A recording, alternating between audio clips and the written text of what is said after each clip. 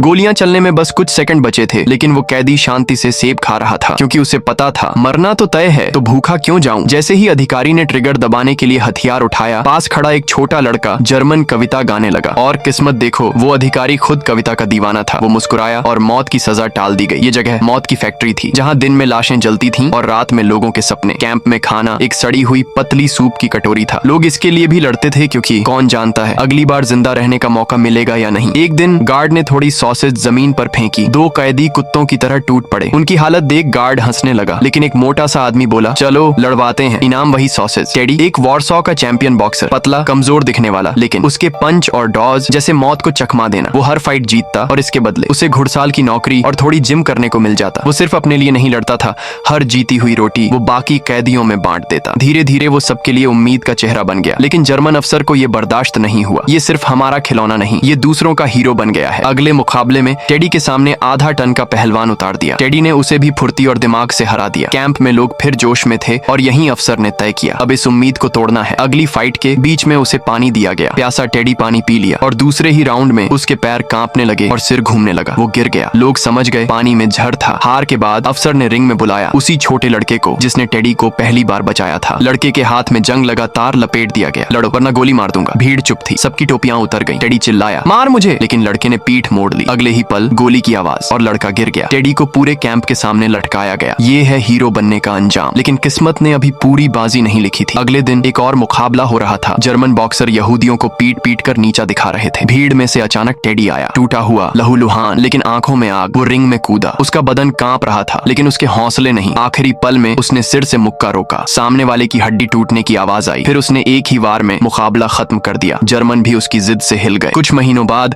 Teddy को दूसरे camp भेजा गया और 1945 में जब युद्ध खत्म हुआ, वो उन गिने चुने लोगों में था जो ऑश्वित्ज से जिंदा बाहर आए। और हर कोई जिसने उसे देखा जानता था उसने सिर्फ अपनी जान नहीं, दूसरों की उम्मीद भी बचाई थी।